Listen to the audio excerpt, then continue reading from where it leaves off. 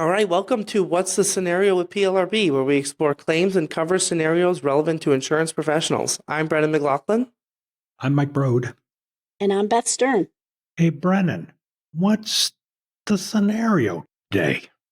All right, well, Curd Appeal is selling the best looking cheeses on the block, but over the long weekend, their refrigerator broke down, and now their limburger isn't the only thing that smells. The owner argues they are covered under the BP 0003 form, but the adjuster spots some holes in their argument. What? The owner hits back with a supplemental endorsement they purchased, hoping to find coverage any way they can. Aha. All right. Kind of like holes, like the Swiss cheese thing. Is that what we're talking about here? Yeah. Oh, yeah, look at that. And in fact, that's our trivia for today. Oh. And by now you shouldn't trust me after last week. What causes holes in Swiss cheese? Is it mice, bacteria, hay, or gas bubbles? Magic isn't one of the... Well, bacteria? Gas I bubbles. was either going with that or gas bubbles. So you I take hope it's not bacteria, mice. I'll go with gas bubbles. Okay. We'll see. What is it? Well, I mostly put this in because I have a relative who used to say as a kid, they said they were mouse cheese. Like those little mice crawling through it, making the holes. But it's a combination of the bacteria, hay, and gas bubbles. Little tiny particles of hay get in there and interact with the bacteria to create, or I think the bacteria make the gas, and the gas adheres to the little particles, and it makes the holes. Wow. So are they putting the hay in there on purpose? I think they're adding it into the process, yeah. Okay, I didn't know that. Actually, I think, mice chewing through it might be better than that. Let's keep the mice out of that process, right? Yeah. All right. Let's get into the scenario then. Yeah. All right. So, where we start in any coverage analysis? I wanted to kind of throw back to one of our CE courses by our very own Tim Havler. Oh, yeah. Yeah, he's not with us today, but he always with us in always spirit, with us, right? Yes. Because I wanted to come back to his 5-point process for how you analyze property coverage. 5 points. He first looks at cover. Only 3 are really gonna. 3 or 4 are really gonna matter today. We've got cover. Is it covered property? Is there a direct physical loss? Is there a covered cause of loss? Conditions, which really isn't going to come up today, and then just checking if there's any additional coverages or coverage extensions. So in this case, we're talking about food spoilage. We're talking about a mechanical breakdown. Right. So just to run through it, I think covered property. I think we're solid there. This is the cheese. This is your personal property. Assuming their business owners form, they purchased personal property coverage for their. Good point, Beth. So the cheese premium listed there. The cheese would fit there. Okay. Yeah. So, direct physical loss. So I'm assuming that the cheese went bad. So that would be direct physical loss to the cheese, right? Yeah. Sure. Not just. Well, I guess if it's too smelly to to sell, it was damaged. Somebody might like that. Who knows? Hey, if the odor got into stuff and ruined it, I think that's another podcast. I don't know. Yeah, right. The odor gets everywhere. You can't get it out. But let's stay focused. It is a direct physical loss on the actual cheese. Okay. Yeah, because there's a physical process going on there. Absolutely. Yep. And then the cause of loss. Yeah. I got a little bit of a weird one here because, I'm just saying it's mechanical breakdown. Like just the refrigerator just went out, right? So, and that alone is pretty clearly excluded, It's just listed under the exclusions, other types of loss, including rupture or bursting caused by centrifugal force, which hopefully did not happen here. Yeah. Well, one thing I'll add there is that, okay, so there was a mechanical breakdown to the refrigerator, but then that then led to the damage to the cheese. So Mm. there's going to be a lot of, you say like mechanical breakdown didn't actually, it set this motion, for the cheese to go bad, but it didn't directly affect. So the one thing I wanted to add here was, okay, you have mechanical breakdown, but every exclusion, you have to look and see then what kind of ensuing loss language you have. So actually, after you have your mechanical breakdown exclusion in the BP policy, then it says, but if an excluded cause, one of these mechanical breakdown, these other things in that list of exclusions, results in a specified cause of loss, then there could be coverage for that if it's a specified cause of loss. And so then you look, which is different than, let's just say if this had happened at somebody's house, you have mechanical breakdown, that ensuing loss provision is going to be different. That's going to cover all ensuing losses. This is only covering the ensuing losses if there's specified cause of loss. So then you have to go to your definitions, you look up specified cause of loss, see what the definition is there. And food spoilage isn't one of the specified causes of loss. So let's assume that, okay, mechanical breakdown is going to apply here. And they probably wouldn't provide coverage under this underlying BP for the damage to this cheese. Yeah, no, that's a lot of reading. That's a lot of figuring right there. Yeah. Before you even get, yeah, right. I mean, that's where you got to follow it. What was the actual, proximate cause here, and then, that ensuing loss provision is absolutely key. And hey, I think it's going to come up in any food spoilage case, probably. Right. Yeah, and anytime you're looking at exclusion, you have to look to the introductory language for the exclusion. Then you have to look for the ensuing loss language for the exclusion. Never can take an exclusion just out of context without looking at both of those things. So just wanted to throw that out there. Yeah. Good point. Well, let's broaden that even further and think about in this specific scenario, there's even more context because they had a supplemental endorsement. Just to review what we talked about last week, we're looking at an example of an endorsement that was kind of developed in collaboration with the insurance company. It's specific to this insured. They've got specific limits listed. They've selected certain coverages to maybe add or just maybe delete the original base policy language and replace it with roughly the same, but it's got the limits changed. And it's not designed to replace the policy. It's designed to work together with it. Right. And peanut butter and jelly. Yes. Exactly. Perhaps most interesting, food spoilage coverage is just added as a specific thing. Yeah. Okay. Yeah. So anybody that's in the food business, you better have something to cover your food. That would be smart. Refrigeration, it can go out at any time. Yep. So you need to have coverage for your food, right? Yeah, like a Tupperware or anything like that. Yep. Well, let's get into that.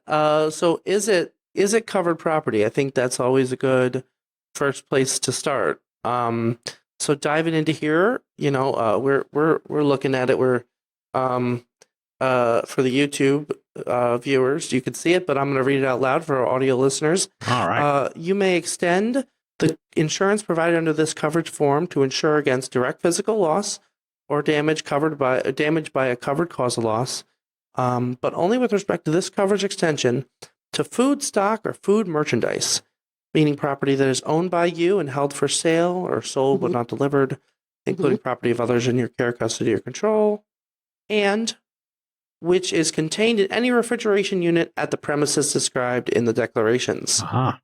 So, as far as property goes, sure, go ahead. Because I always like this, Beth. If you ever had anybody come across, I always love this wording in insurance contracts. You may extend. Okay, what if I don't want to? I choose not to extend my coverage, right? You don't so I wonder if anybody's ever said, I'm not going to do it. I'm not going to extend my coverage. Then maybe you don't have any coverage because if it wasn't covered under your underlying form, then the only way you might get it is if you extend it here. Oh, I better extend it. It's just funny how they give you may. Exactly. You're allowing me to extend this, right? Yeah. Those don't make it to court, though. Yeah. But I digress. Sometimes they Brennan, do. I apologize. Yeah. Nope. That's good. Yeah. Yep.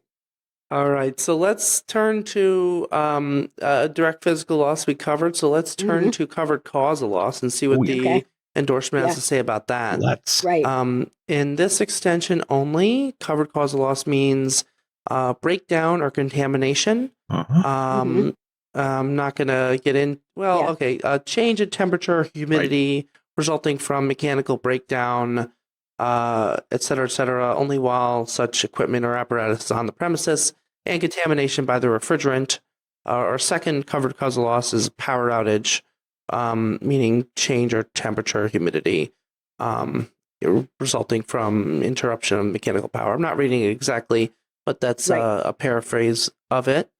So basically, the temperature changes. The refrigerator doesn't keep this stuff cold because of either one of these things. That it was a power outage or some kind of apparatus breakdown or something. And then also contamination by the refrigerant too. Which is interesting. But the part I liked, hey, Brennan, let's say there was a question. I'm an adjuster out here looking to see if there's a power outage. Is there any place I could go to see look up power outage stuff? Well, I guess you could check plrb.org. Of course you could, Brennan. Yes, under the weather catastrophe, they got power outage reports that covers, I believe, 87% of these wonderful United States of America. So check us out, plrb.org. All right. And you know what? We've even got a podcast on that exact topic on food spoilage and how it interacts with our weather department. So awesome. Go ahead and give that a listen or a view. Yeah, please. Absolutely. Oh, okay. So one question I wanted to put out here though is, well, wait a minute. Why are we talking about this? Doesn't the exclusion still exist? And that's where it was interesting in this and probably many endorsements that deal with this, they, just like we were talking about last week, if you're drafting an endorsement, you really got to be careful and you really got to think about how is this interacting with the policy. So here, they added language that said, only with respect to this food spoilage coverage extension, the following exclusions are deleted. And one of them is the mechanical breakdown exclusion that we talked about. Right. So, or these other things that happen to refrigeration. Utility services, electrical apparatus, mechanical breakdown, or there's the exclusion for change in temperature or humidity. So all of those kind of sometimes are involved in these kind of food spoilage claims. So this is telling you specifically for purposes of this coverage, these exclusions don't apply. Yeah. I think we can imagine what it would be like to have a court case where, this language wasn't here and you'd be dealing with, this kind of conflict in the policy language. So they're out there. Yep. Yeah. Yep. But there's a little bit more complication here. No, we've had enough complications, Brennan. We got to keep it complicated. So, because this is all about twists and turns today. The very last paragraph of this endorsement reads that this extension shall apply only when loss or damage is not covered by equipment breakdown insurance. Yes. So we have to go back to the policy to check that out. So we're heading over back to the BP 0003 policy under optional coverages, and digging down there, we find equipment breakdown protection coverage. Will pay for direct loss of or damage to covered property caused by or resulting from mechanical breakdown or electrical failure to pressure, mechanical or electrical machinery and equipment. So, hey, we're digging back in the policy. This is just a really interesting example of how endorsements can point you right back to the policy. Yeah. So and something interesting, if you don't mind, I just added. It says the extension shall apply only if not covered by equipment breakdown insurance, whether included in this policy or not. So they might have this mechanical breakdown coverage or this optional coverage in this policy, but they may have also purchased another equipment breakdown coverage that wouldn't be part of this policy. So wow. that's another thing to check. So you might have to look at another policy. Yes, you in might. addition to our policy. Oh, wouldn't that be fun? All kinds. You don't stop anywhere. You have to keep looking from this to that to this to that. Yep. Always a big puzzle. That's coverage. Yep. Wow, that's you can have a corkboard with all the strings going from one to the other. That's what it's like. Yep. Yep. I wanted to give an example of why this could matter. So let's say that you look at the refrigerator and you found that it was leaking refrigerant. Yes. So that's relevant to a portion under the equipment breakdown protection coverage. It's got this clarification in here. Mechanical breakdown, et cetera, does not mean any, and it lists 4 things here, and one of them is leakage at any valve, fitting, shaft seal. So even if the insured had this additional equipment breakdown protection coverage, if you find out that the cause is refrigerant leaking, it still wouldn't apply. Ooh. But then you can go back to your supplemental endorsement, which will still apply because this doesn't define breakdown to exclude leakage like the other one does. So really interesting twist and turn there. Yeah. Again, shows you have to keep looking, keep digging back and forth between the underwriting policy, this endorsement plus any other, maybe in this case, mechanical breakdown coverage you have. Yeah. Brennan, there was one other thing that when I was looking through this food spoilage coverage they provided, there's one other section we talked about those other exclusions are removed, but then there was also one added. It said the following exclusions are added, but only with respect to this coverage extension. And one of them is the disconnection of any refrigerating, cooling, or humidity control system from the source of power or deactivation of electrical power. So I just wanted to touch on that because sometimes what happens is somebody unplugs it by accident or on purpose, or the switch gets deactivated and then the refrigerator goes up. So this is telling us they don't want to cover that. So if somebody unplugs it, that's not what they're... Wow. Yeah. So that seems to happen more often than you'd think. Yeah. Yeah. Is it really a breakdown if somebody just tripped over the cord? Yeah, right. Or accidentally, I think I'll unplug this and plug this thing in there. Right. I have to charge my phone here. Yeah. Right.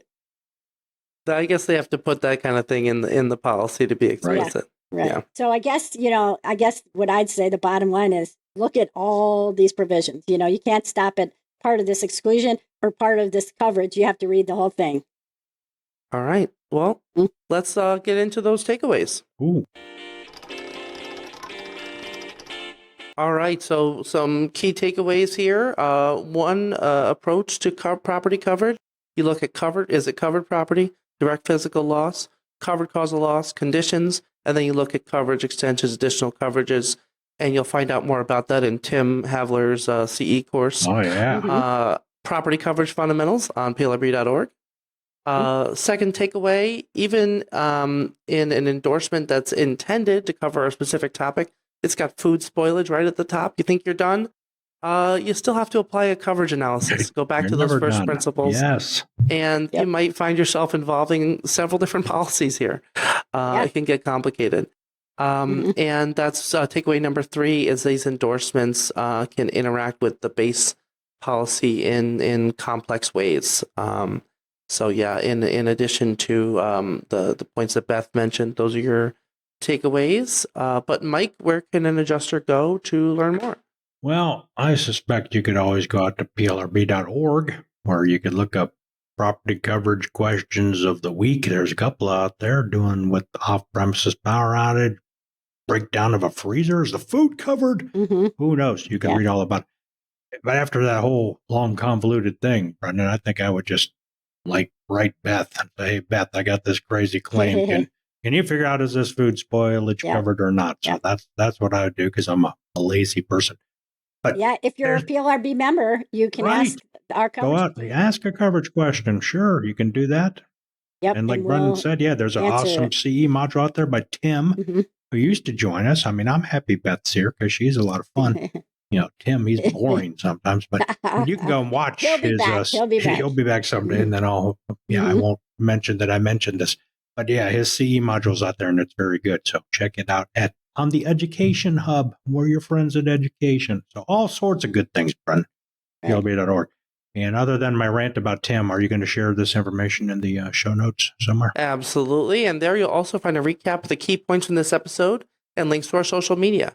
Don't forget to subscribe and rate us, and please give us a call at 630-509-8704 and leave a voicemail to share your adjuster story. Please. We'll see you next time. Yay. Bye, everybody. Bye. All right. Bye, everybody. The views and opinions expressed in this resource are those of the individual speaker and not necessarily those of the Property and Liability Resource Bureau, its membership, or any organization with which the presenter is employed or affiliated. The information, ideas, and opinions are presented as information only and not as legal advice or offers of representation. Individual policy language and state laws vary, and listeners should rely on guidance from their companies and counsel as appropriate.